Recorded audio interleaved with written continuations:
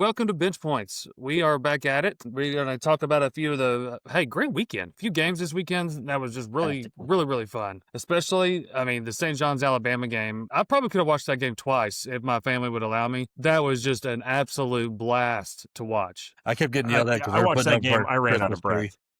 tree.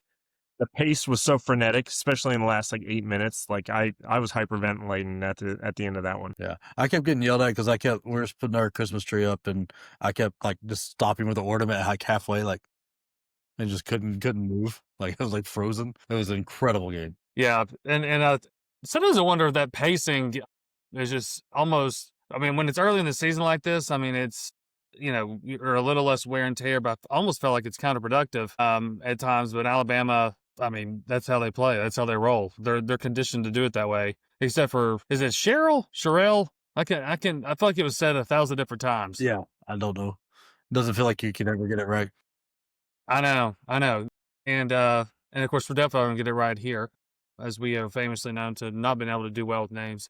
But anyway, he was winded by the first 2 minutes. He looked like he was exhausted. And I'm like, that kid's not going to be able to keep up. But I've got more to say about him later. But what are some of the key points that you all saw about that game? Pace. Yeah.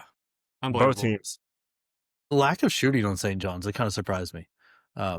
There wasn't a ton of great shot making, but I for the most part, St. John's was exactly what I thought they were. Alabama, man, those guards, Filan and Hamilton, man, they are tough shot makers. They just make tough shots. All those layups they were just putting in and just making moves all around and just finishing everything was incredible. I thought that was something I didn't quite expect. Yeah, between Philon and Holloway for Alabama, they were absolutely fantastic. A little bit of a scare from Reitzel. Glad to see him make it back on the court almost immediately. I was worried about his career for a second there, but not trying to pat myself on the back here. I thought we would see a Philon breakout game here, and we did. And I'll tell you, it was fun to be right and also terrifying because my Boilers are going to be there in a few short days. And I'm afraid if we play like we did against Oakland, we're going to get absolutely boat raced. The pace that Alabama and St. John's put up was absolutely incredible. Nearly 200 points total scored in the game against top 15 teams. Credit not to lack of defense either. That was an intense game from everywhere. There was a lot of fouling. Yeah. Just an absolute ton of fouling. I felt like for St. John's, your offense was really down to 2 or 3 guys. I know Jackson wound up with 14 off the bench, but Ejiofor and Hopkins were really your entire offense. Sellers kind of came on a little bit late in the second half and was a kind of a key piece to that little comeback that they had with 6 minutes left where they actually took a 1-point lead. But everything else just felt a little stagnant from that team. It was just they weren't getting much production anywhere else outside of those 3, and then maybe Mitchell shocked me. Mitchell shocked me. Only 2 field goal attempts. He was not aggressive at all, and that absolutely shocked me. Funnily enough, I think we called this on when we record Thursday that we would see 78 3-pointers shot, and I think between both teams we saw 52. Yeah. And the percentages weren't as high as I thought they would be. Most of the scoring happened at the bucket, which is not. It kind of surprised me from Nate Oates' team. Pino not so much, but Nate Oates likes to shoot that 3 ball. They go for high efficiency shots, so not a lot of mid range. I think Philon started hitting some mid ranges about halfway through because nobody was guarding it. But yeah, not a high 3-point percentage. They were getting it done by pure athleticism, pure hustle, pure pace. This was showing some Final Four potential out of this Alabama team. Yeah, they were a lot more one-on-one than I expected too, which is great because they absolutely won every one of the battles. But they only turned the ball over 7 times, which is incredible. But with the pace that game was playing at and the intensity of the defense on both sides, only turning the ball over 7 times. But the 13 assists kind of scared me a little bit because, a lot of that's probably those threes not going down and then coming off rebounds. That was another glaring weakness. It felt like the rebounding score is fairly even, but it felt like St. John's could not get a rebound to stop a possession when they needed to ever. Yeah. And that's even with Ejiofor on the floor. It didn't matter who they had out there. They just could not, that if the rebound wasn't right by the edge of the bucket, they could not figure out how to get it. And that to me was the difference of the game, because there was a couple times Alabama had 4 or 5 shots and then finally gets a 3 to go in, and you're like, yeah, no wonder they had all day to figure it out. And I think with Aiden Holloway playing like he did, I feel like it made, I guess, the absence of Mark Sears not as prevalent. I'm not saying that he's going to be the next one. It'd be just as good. I'm just saying it was very clear that helped the flow of the offense and defense. But at the same time, I felt like Bull Bowen was kind of, I mean, I think he may, this may be completely a chaotic statement, but I do feel like that he may have been the spark that led to that win and for them to play like they did, because I don't think anybody saw that. But he played a ball game. Yeah, 6 for 7 from the floor, 1 from 2. His only miss was a 3-pointer, which if you're getting that out of Bull Bowen, hang your hat on that. Absolutely fantastic game. I mean, stayed out of foul trouble, which as aggressive as Alabama plays and as athletic as they play, I'm shocked that nobody got in as much foul trouble. Holloway fouled out, and I know Sherrill and I think Philon had 4. They sent St. John's to the line, like, what? They had 40 free throw attempts, was it? Yeah. Something like that. Yeah, I mean, I don't know if this Alabama team gets away with that anywhere else, but at the same time, like, it was like just an impressive all-around performance from that Alabama team. It, like we were talking about, the SEC might not be as good as was last year. Like, Alabama was picked to finish, what, 4th or 5th, and they just went on the road and took out a top 5 team. That Yeah. at least saying the top of the SEC is just as good, if not better, than last year. God only knows what's going to happen everywhere else. So the SEC might just reload and bring 16 of their 18 teams or whatever it is back. Entirely possible. Crazy. Yeah, that was big. I mean, I don't see why. Of course, Ken Palm and some other places don't see it, but Kentucky, I don't think they're number 1 in the SEC right now. I know they've not played that caliber of opponent, but still, they're about to. That's coming up. That's coming up this week. We'll get to that game later. But I thoroughly enjoyed watching the Arkansas versus Michigan State game. I actually recorded that and watched that this morning. My son and I both were enjoying watching that game. That Michigan State team is full of grit. Maybe not enough talent, but they've got heart and grit, and I know that'll get you some wins. But they did not. I didn't think they matched up very well as I thought they would, and Arkansas looked better than I thought they were. Sam, I know you were kind of mentioning that. You may have something to confess here on the Bench Points podcast. Yeah, I totally called this in favor of Arkansas. I thought Michigan State was going to get absolutely boat raced, and partly because I thought Arkansas could probably shoot. That was not the case. In fact, nobody could shoot. So I think if we're going to go down to how Michigan State won this, you got a absolutely electric Breslin Center crowd. You had Tom Izzo coaching absolute grit out of these players. But stat line that I just told Jake right before we started here is 8 of 42 total from both teams from the 3-point line. And we were getting some practice level shots. I mean, just wide open threes that were just clanking this entire game. Michigan State only took 14 to their credit. Yeah. Made 1. Yeah, and hit 1 of them, which is anemic. Shooting percentages were looking at about 40% between both teams. Total, just a very gritty game. Not something I expected out of a Calipari-led Arkansas team at all. Completely agree with that. Definitely on a bingo card for anybody that's watched Michigan State over the course of Tom Izzo's career, but not what I expected out of Arkansas. So 100% flat out wrong in my assessment of how this game was going to go. I thought Michigan State would get boat raced, and if they won it because of Breslin and Tom Izzo, which is partially right, but yeah, this Arkansas team they've got some glaring holes here. Look, I'm gonna pat myself on the back a little bit. I thought Arkansas would win this game. I knew it wasn't whatever the 11-point line or whatever it was supposed to be. Like, it ended up being a 3-point game. Fair.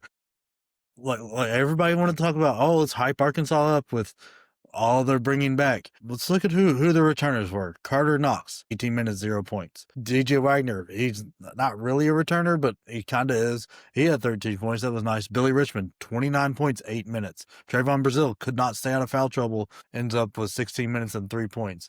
Nick Pringle, 28 minutes, 6 points. It's all on Acuff and Thomas, and asking 2 freshmen to go into Breslin Center and against a top tier level, like S tier level coach who could game plan them out of it real easy was an actually huge ask, and Cal gave them no help. weird timeout calls that seemed to be not in the right place, wasting them. I mean, and shooting 28 threes when you're shooting the percentage they were was crazy because, like, even in the second half, I think vast majority of those, I think they hit 5 or 6 in the first half. So that means they hit 1 in the second half and went. You've got to get help to get down closer to the bucket because Michigan State just kept pushing that offense farther and farther and farther out and making it tougher and tougher to get to the lane because they're like, yeah, we're going to make you shoot those threes because Yep. you're They all couldn't for hit the 'em. world. They hit 25% of them. And I mean, they got out rebounded like crazy everywhere, and like they gave up 19 offensive boards. I'm not sure how many, what that turned into points wise, but I mean, you assume they get half of those, so you're looking at 9-10 points in the game there. I came way impressed with Cam Ward though, the freshman. Oh my God. There's 18 points on 23 minutes? Yeah, he's going to start in the next few games. Like he's going to break the starting lineup because I mean I would replace almost anybody in that starting lineup with him right now. There's not anybody that who should be playing more than him. And I mean he played starter level minutes. What Fort and Cooper both played less minutes than him. Get that kid in the game a little more, Izzo. Come on. Yeah. Yeah, the star was born with that Cam Ward right there. And it's getting really, really hard to differentiate all the Cam Wards in sports right now because there's like 77 of them. But this Cam Ward really stepped up. Apologies to Carr. I still don't think that jump shot's 100% where it needs to be, but 15 points in 31 minutes, 7 rebounds, got it done from the free throw line, especially when it mattered. I mean, Carr stepped up, had a good game. There was not just Kohler maybe had relatively decent stat line for the game, but it was like a very just spread out. Like, I don't know if Michigan State won this game or Arkansas just lost it. I can't tell really. Arkansas, just to me, like I valued them way too high and justify the criticisms of Calipari. He got outcoached in this game as well. It was blatantly obvious there, and it showed some very glaring weaknesses that Cal has never addressed in his career, which is, what do you do on offense when it's not street ball running up and down? Like, where's your offensive set? What are you going to do to help your guys create that first easy shot to get them going and after a run or like coming out of a timeout? Okay, here's our bucket. That's not in Cal's bag. No. And late in the second half, they made a run, and that's when they had their biggest lineup at the game, and that's when they were most productive. And then I thought that they stayed too small in the first half. I understand. I think he was trying to wear them down. Like, I think he was trying to wear them out, and you're not going to do that with a Tom Izzo team. I don't care how cocky you are, how good you think you are, how quick you are. You're not going to. But when they played big, it was much better. I mean, they probably, I don't know if they'd have won. I think Michigan State won the game. I think that's a good question, Sam. Who lost or who won it? And I kind of feel like Michigan State, they won that game. Breslin helped out a bunch, but Calipari also helped out a bunch and didn't help his team out a lot. The whiteouts are a real thing. Like I said, I've accidentally participated in one of them, and it's loud, it's crazy, it's fun. And I think Calipari was interviewed after that game that he'd never been there, and he was just like, this place was absolutely electric. So, yeah, for Cal to say that with everywhere he's played and been and all the arenas that he's coached at that he's bitched about for having some kind of advantage over him. Cough, Assembly Hall, 15 years ago. Yeah, I don't think he'll be making a trip to Breslin anytime soon. No, I mean, just look at this box score. Like Acuff and Thomas, man, they played almost identical games from the stat line perspective. Both played around 30-something minutes, 16 points, a handful of rebounds, and 6 assists. Both of them shot low 30 percentage from the floor, and it wasn't like a ton of threes. It was about maybe half their shots from the three, which is fair when you're being point guard or two guard. Like, it's not outrageous. It's just Izzo game plan to make them incredibly inefficient and knew that there was nothing behind them. And it proved, like, Wagner, to me, was almost non-existent, even with his 13 points. He made a couple threes and some free throws, but nothing else of value, really. Yeah. So one of the other big games is one of our favorite couple of teams to dog and to challenge, I guess we could say. It's Kansas versus North Carolina. Pretty exciting game. I just don't think Kansas is as good as everybody wants them to be. Peterson is. Peterson absolutely is. And also, he may be one of the smartest, highest basketball IQ guys out there. Very fun to watch if you're a basketball junkie, so I highly recommend watching him. Yeah. 100% Peterson is one of, if not the best players in college basketball right now. And I mean, he spent the entire game showing you that, and showing the country that. Brad made the comment Friday night. Dare we say that Self was outcoached here? I'm not willing to go that far yet. Of course, from the Duke fan, right? Not only that, but like there was some very easy holes to pick in Kansas team, and it was like we said beforehand. It's Darren Peterson, and then what? What do you have? North Carolina had a little bit more. I will say I was wrong on Trimble, and I was a little higher on Evans, but Trimble and Vesser I was wrong on. They or at least Kansas made them look good. So let's see them do it again. But they scored. They had very good games. They were very efficient. Trimble gets any kind of 3-point production, he's going to be very, very tough all year. But I mean, he's all like his defense. Everybody knew what his defense was. A very good defensive player. It was just, was he going to be able to score enough to be the main guard on offense? And yes, and like Caleb Wilson is like all world. We knew that. Like that's not shocking. The stat line he had. He did a little better defensively than I thought with the 4 steals. I didn't expect that out of him. But man, there is nothing after Peterson on this team, because I think Tiller had all his points, his 4 threes. I think he hit those in the first half. I think that's right. And then so he ends up with 15 minutes and 12 points. You had only one other person in double digits, and that was Trey White. Everybody else, I'm not sure if they played. Like and Peterson, like, he had 3 rebounds and 3 assists, but 3 turnovers. So when he wasn't, like, he had a good game. He did well scoring wise, but there's no help out there. Like, even when he's giving the ball up, it's not getting down for him. So like, there's a good chance that this Kansas team ends up worse than last year.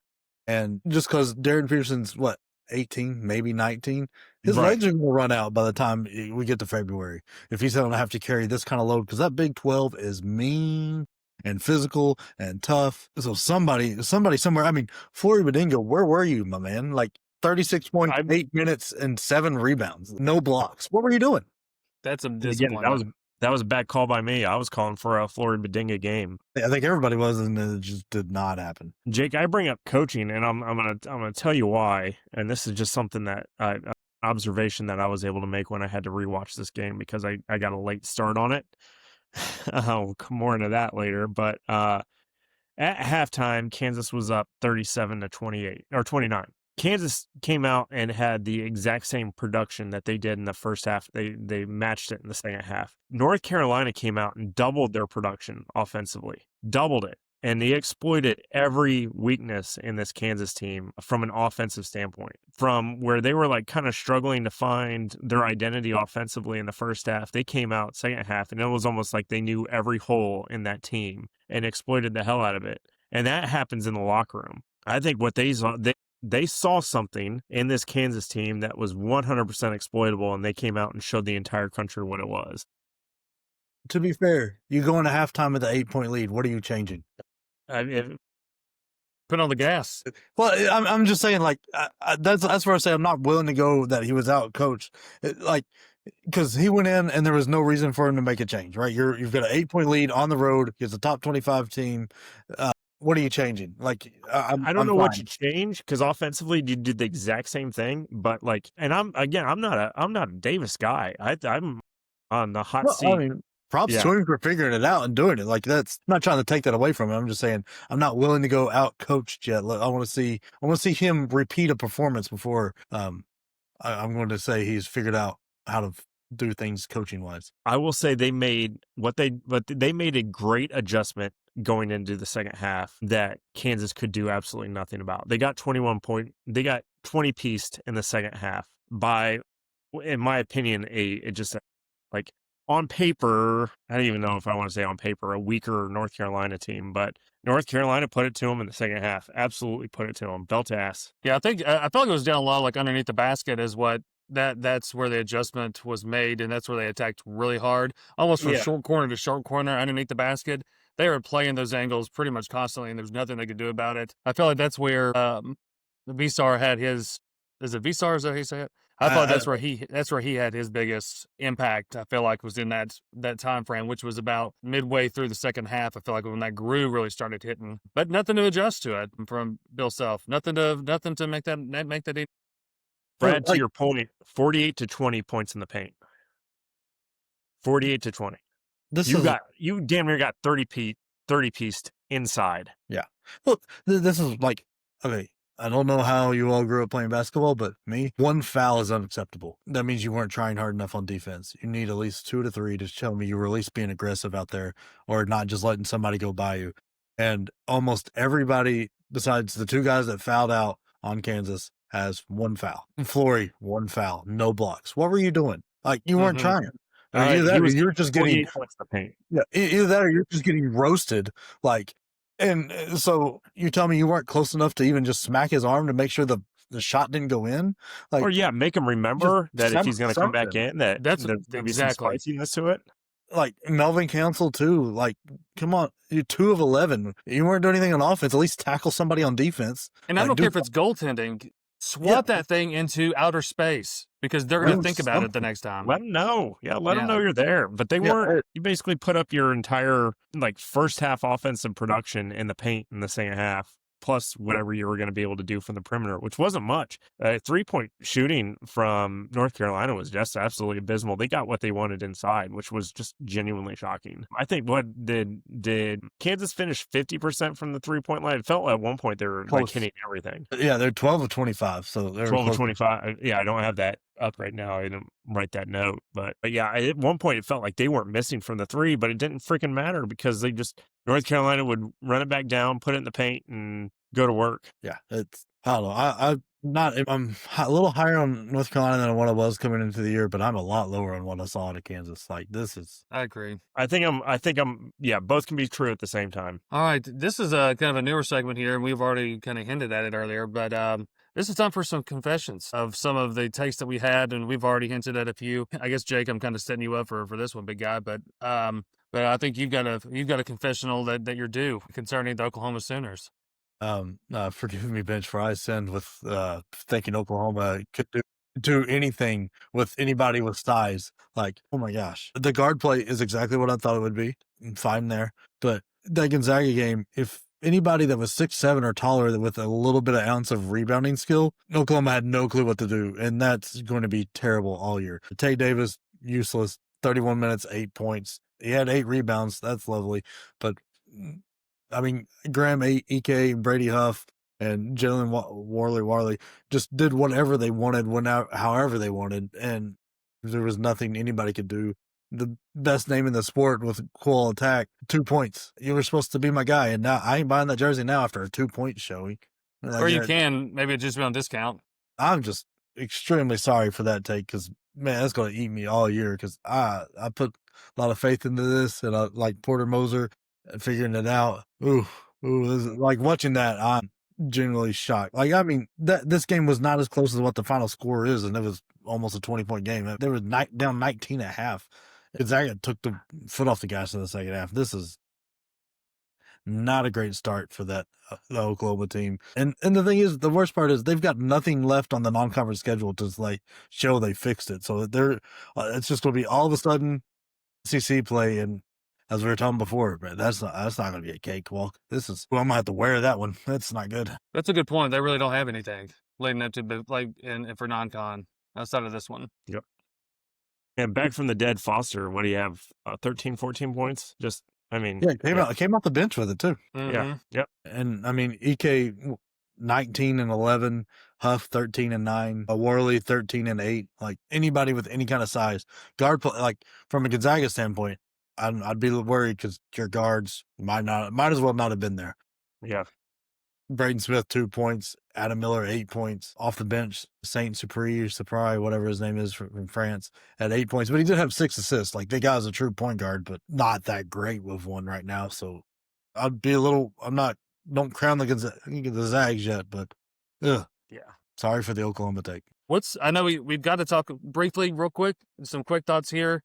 We got 3 teams mentioned. I think I'm just going to go ahead and throw them out there, and we can attack them. Purdue, UConn, and Illinois. UConn, terrifying. Illinois, Big Ten powerhouse. Purdue red flags. Yeah. The end. Next segment. A lot of red flags there for Purdue. UConn did what Louisville did, but better, which is scary. Yeah. And Illinois, man, I'm worried that's a problem coming. They are hitting everything right now.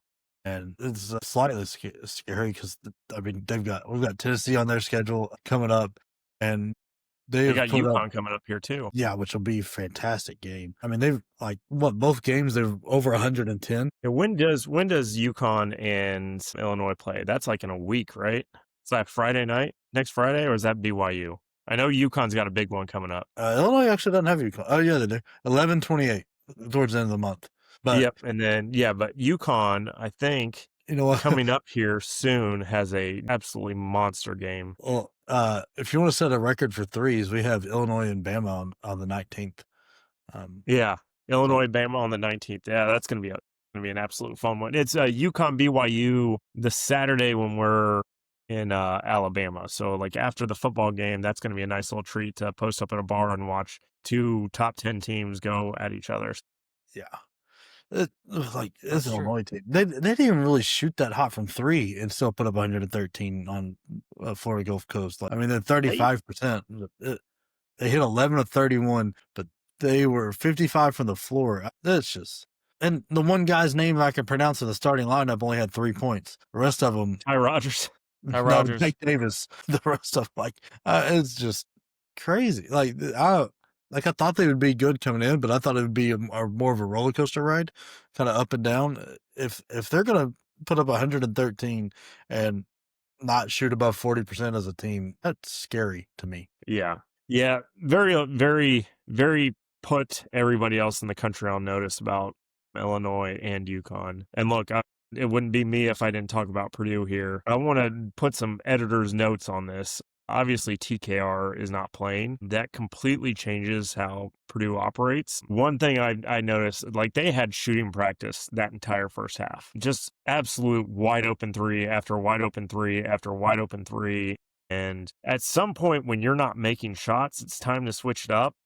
And just do whatever you want in the paint. Daniel Jacobson, I felt, was physically non-existent in this game against a not very talented Oakland team. Oakland put up about the same offensive production they put up against Michigan. Purdue could not hit the broadside of the barn in the first half, and then defensively could not figure it out in the second half. The one note I'll say is they got the rebounding figured out, sort of, in the second half, but they got out-rebounded in the first half by 10. This is not going to cut it. This is not the number one team in the country. I can promise you that right now. I think this is a team that's still learning how to play together and could potentially be a top 5, top 10 team by the end of the year, but they are not that right now. They are obviously missing a big piece in TKR. They are missing some kind of aggression on defense and offense and on the glass. The shot making, that's going to come. They've got too many good shooters to shoot the way that they did, but my God.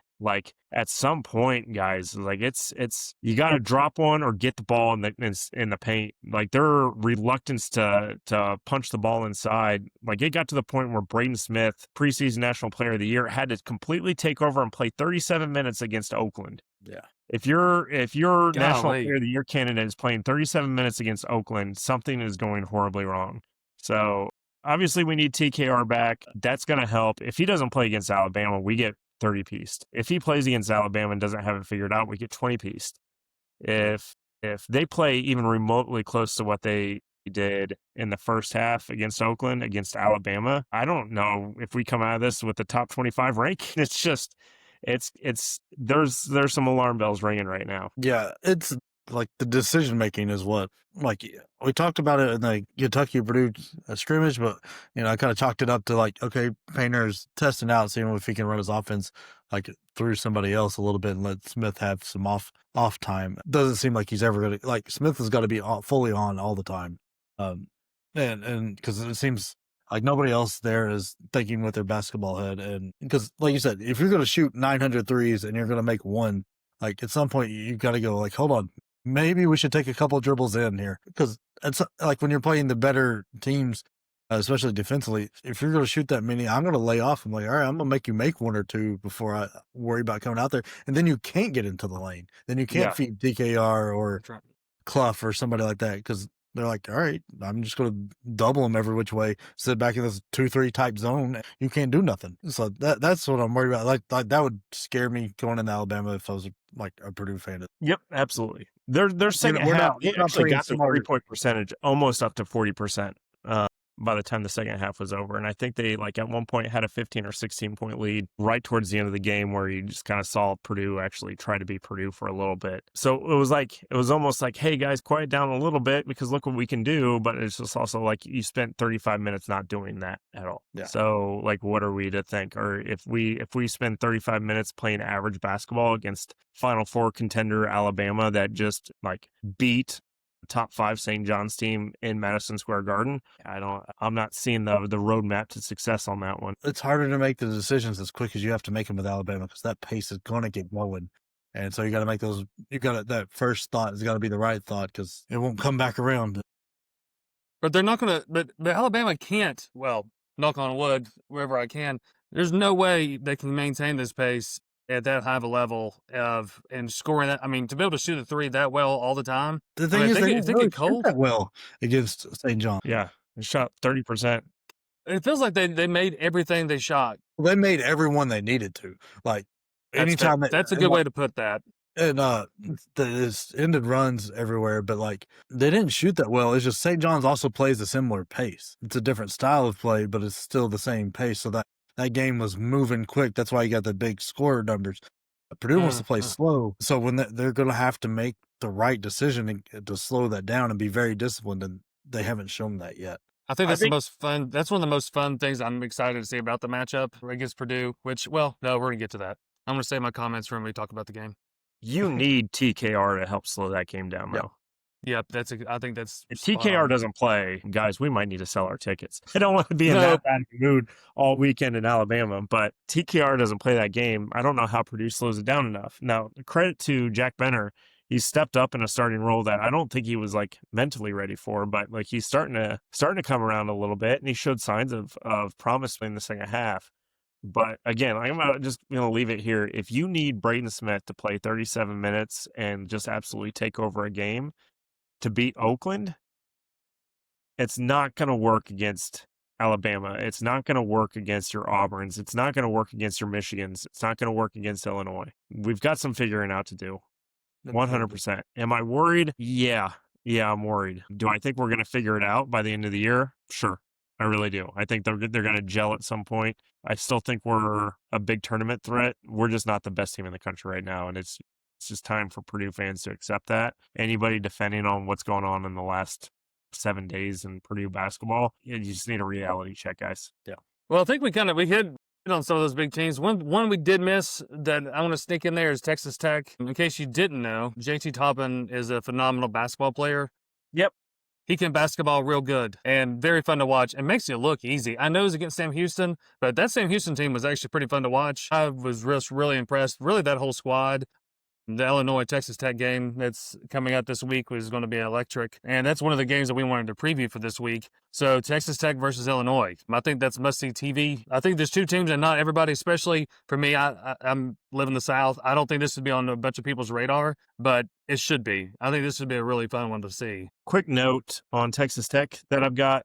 Yeah. They absolutely cannot start off slow against Illinois. No. I made the same observation about Houston. Houston started incredibly slow against Townsend the other day, and he was that yesterday. I believe that was a 5-point game with 10 minutes to go. Made me feel a little bit better about my Boilers struggling against Oakland is seeing Houston and Texas Tech struggle a little bit. Here's my note on 3 of the teams that we've talked about quite a bit with these folks. If you need your star player to play that many minutes and do that much against the weaker half of your schedule, it's going to show when you get to the tougher half. If these guys don't have legs, if these guys are carrying the load so often that the second that they have an off night, that you're going to get beat down. Toppin is absolutely 100% a fantastic basketball player. Is definitely a National Player of the Year candidate. If he has to do it all against a mid-major, I'm worried about what Illinois is going to do to them as a program. It just like you can't come out with those slow starts. It's like these tune-up games are meant to like get you ready, right? And you don't have to win them by 30, you don't have to win them by 50, you don't have to win them by 60, but you have to instill the confidence in your teams to do it. And I don't think between Purdue, Texas Tech, and Houston, I don't think they got enough of that confidence in the first 30 minutes of their games. So love to see this, top and led Texas Tech team like really come out and punch Illinois in the mouth, because it'll make me feel better about the Big Ten season, having to play Illinois. But you cannot start slow against this Illinois team. They will absolutely boat race anybody that comes out and is at all hesitant or cold. I think Donovan Atwell can bring that juice. Yeah. To make that happen, help overcome that. He played a pretty, solid game as well. But yeah, that's an exciting game for this week. I think here's another one, Mississippi State versus Iowa State. I want to see what Chris Jans comes up with. I think that'll be a very interesting game. Yeah, It may be the only game on for what is that? What day is that? Is that tomorrow night? Yeah, I think so. Yeah. I'm interested to see what happens there with Illinois or Iowa State, because like Jans is a great defensive coach. And they've played a crazy amount of offense, but they've also played nobody of value so far, like Iowa State has. So I'm going to be real interested to see how that offense plays with the team that plays very good defense. I mean, we've only seen Mississippi State out there once so far, and it was a blowout win against North Alabama. Mm-hmm. That was 4 days ago now, so they've had pretty good gap in between to get ready for this game, and seeing what Iowa State's put out there. Hubbard is worth the price of admission to watch this game. Like he's going to be a lot of fun. Lipsey is still like kind of back and forth right now, so like he's not all the way there. So I'm very interested to see how solid this Iowa State start is, because right now they are coming out like they're shut out of a cannon. They're winning by 30 and 40 points against teams they should win by 30 and 40 points. But they're doing what they're supposed to, but they're doing it in a way that I didn't expect. I thought this was like, if they won by 30, I thought it'd be like 70-40, not 88-50 or 102-62. Not what I expected. Kind of excited to see this team with a little bit of offense, but this is a very interesting game for me, and it's probably one of the most interesting games that doesn't involve two ranked teams this early in the year. So yeah, speaking of games coming up on Tuesday, the two, obviously we touched on Texas Tech, Illinois, Wake Forest, Michigan. I think that's going to be an absolute fantastic game. I think we talked about Wake Forest earlier this year when we were talking about the ACC and just about being an athletic team. I saw some promise from Miles Colvin the other day, just kind of watching him be an athlete again. It kind of made me miss having him in black and gold, or at least the right black and gold. But, I think he's definitely playing well, and I'm glad to see him succeed outside of West Lafayette. But this Michigan team, they've looked absolutely phenomenal as well. So very big game there. And then there's the obvious one that we can all talk about that's going to be huge prior to our road trip here later this week. Yeah, get the old name. It's so funny you said that. I was just thinking like as a segue, and I was like, wait, can we give it a name? Oh, that's fun. Can we give this a name? Is it our 38 listeners going to come in and be like, yeah, sure, that's it. Let's roll with it. Let's make it viral. Yeah, I don't have a clue what we would name this shit. Fried chicken? I don't know. The Battle for Patino. Well, no, that isn't really not relevant anymore. But the Deep South rivalry. Well, yeah, deep in the South here.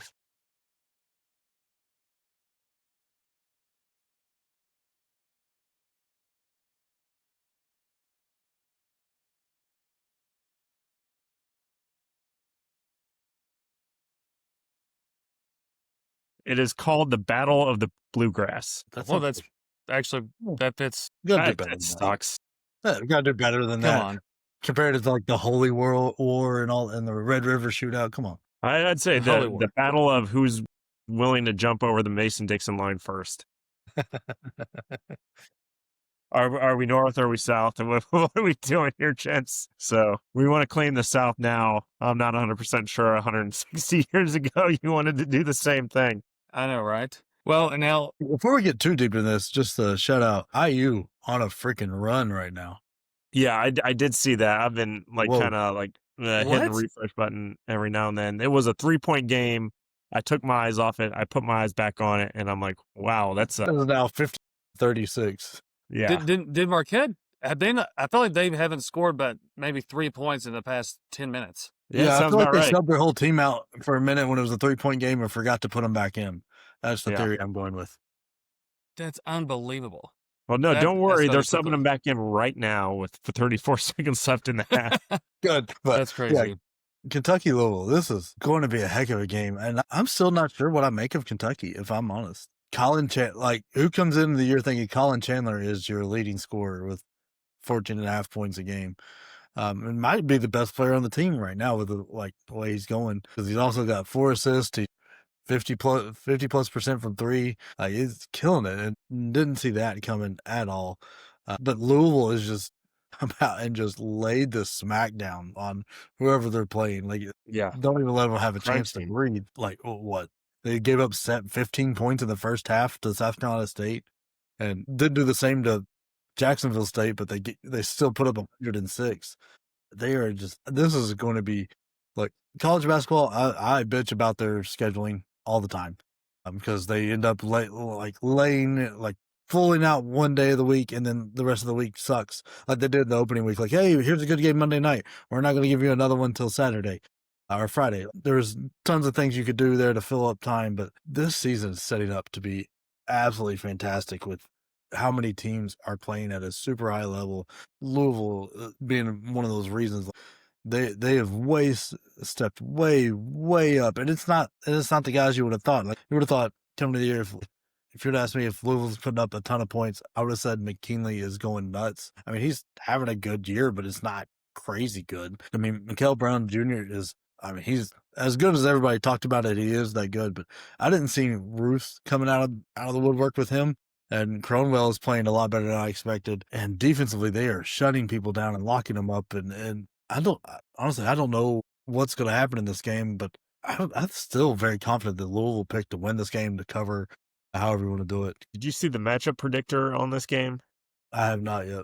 73% to 26 point, or 73.2 to 26.8 in favor of Louisville.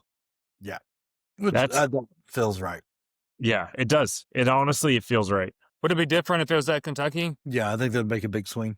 I bet you'd be like 65-35. Yeah, because right now, all like Ryan said when he was on here last week for Picture of the Professor and his model, the first 2 games of Kentucky is not impressed the statistical models. Like they've dropped down in KenPom, they've dropped down Bartorovic, Evan Maya, and sideline. They haven't impressed, and Louisville is jumping up because they are impressing, because their defense, they're doing better than what was expected. Kentucky is not doing as well as expected on the whole. Now, this is where I argue with models. Like, yeah, because the motivation has to play into it at some point, because how motivated are you to go out there and just slap the crap out of nobody's state for 40 minutes? So I don't know how much weight we put into that right now, but Louisville looks to be, it's good. You know what? Like I had to confess how bad Oklahoma is going to be. Like we've got to have a reverse of that where we get to praise us for how early we were on this Louisville team. Yep, agreed. So Yeah. I'd like to see them smack Kentucky in the mouth, but not because of the coach. I still like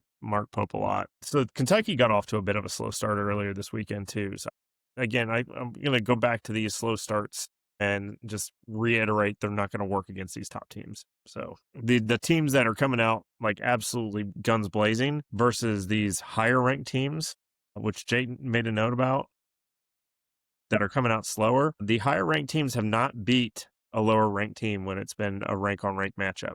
So something to keep in mind. Yeah. And then I snuck one on here while we were talking. I missed it in our stuff, but Creighton Gonzaga is also Tuesday night, late night. If you want to stay up after dark.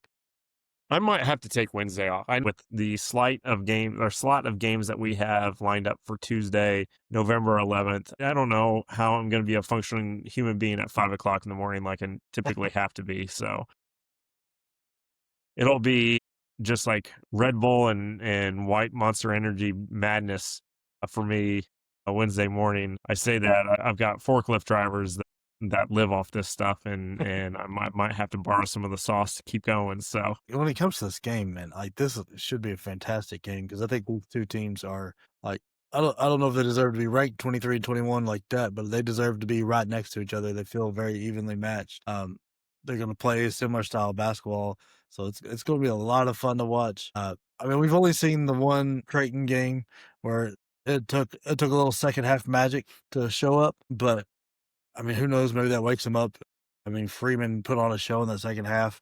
Does he show up? And I'm still curious what's going to happen with Zach and their lack of guards, because they're going to need it to get through Creighton, and it's not like Oklahoma was putting lockdown super tight D on those guys. So I'm very interested to see what happens here. I like the matchup a lot for Gonzaga, because that 1-2 punch they have with those two big guys playing a high-low game. There's not a lot of answer for that, especially since both of them can step out to the 3 line.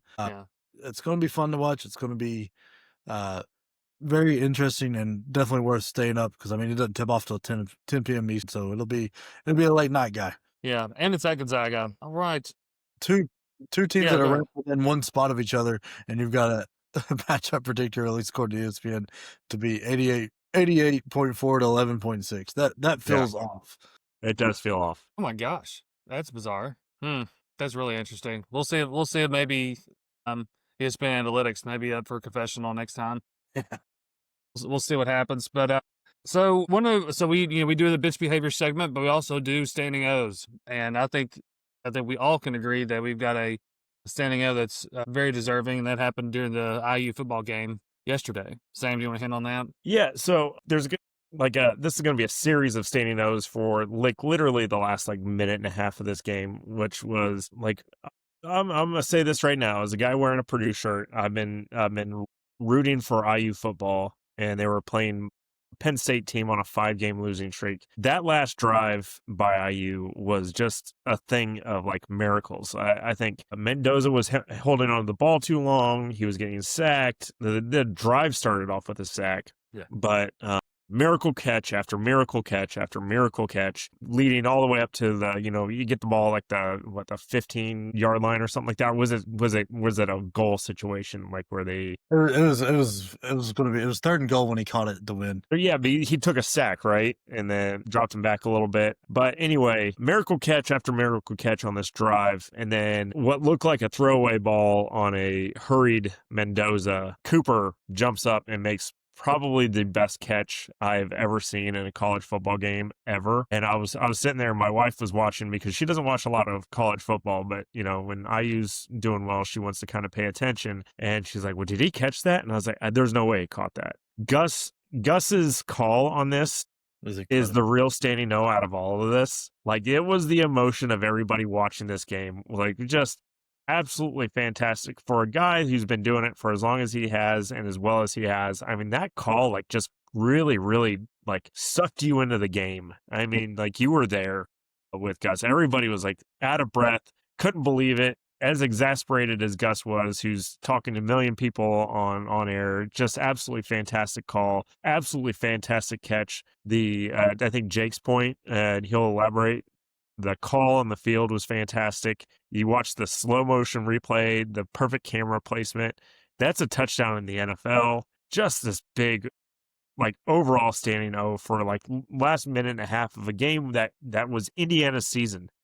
That was if they lose that game and then lose to Ohio State in an inevitable Big Ten championship, they're not in this college football playoffs, in my opinion. But I've been wrong before. Jake, your thoughts? Yeah, to me, this was Indiana's season and wrapped up. If they don't win that, because they're not one of the blue blood teams that are in there for the playoff stuff, so they look for any reason to knock you out, to not let you in their club, and that was going to be the reason. And perfect throw, because it looked like a throwaway, but I think he was I'm going to throw it up there, let this guy make some magic, or it goes out of bounds, and we try again, because there was nothing bad going to happen out of that throw. And just spectacular catch. I don't know how he had the presence of mind to get 1 foot in, let alone 2. And then that ref, I'm hard on refs. Most people are. They don't get a lot of love, but I mean, he's in the perfect spot to make the right call. He's watching the right things.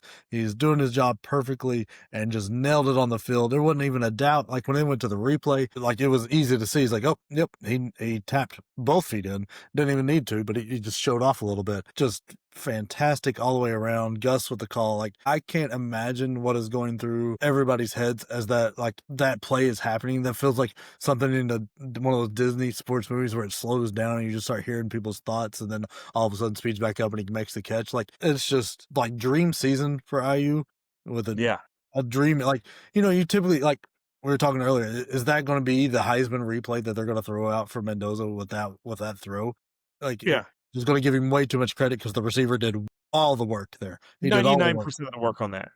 That was 99% of the work on that. Yeah, but I mean that's the kind of stuff you need to win those special awards, and it's just And I don't know. It's your fun point. to see these stories where you get these teams that aren't supposed to be there and aren't, because everybody was like, last year was kind of a scheduling fluke. You got to dodge to Oregon and Ohio State and everybody, like the Oregon and Penn State last year. So you only had Ohio State. So you kind of got there by default rather than earning your place. And now they have absolutely shown that Coach Kennedy can earn his place in this playoff. And it's just crazy. To your point, Jake, I will say this about the refs. It was not only an unbelievably accurate call by a ref watching all the right things, but it was the absolute right call to make under that circumstance. Because you call that an incomplete, can they go back and review that at all? I don't think so. I don't know the college rules as there was no timeouts left. Well, I know the coach can't challenge it, but I think they could still get the call from wherever Big Ten headquarters are to like say, "Hey, look at this." But who knows if they would have even looked at it, because that was such a spectacular catch and just absolute pure body control to get your feet in. Would they have even thought to look at it like till right the next day? Absolutely perfect officiating. This is fantastic all the way around. I can't say the same about the game that we're watching right now, but it's time for us to go and be your favorite human victory cigars. All right, we'll catch y'all next blowout. Yep. So it won't be Purdue.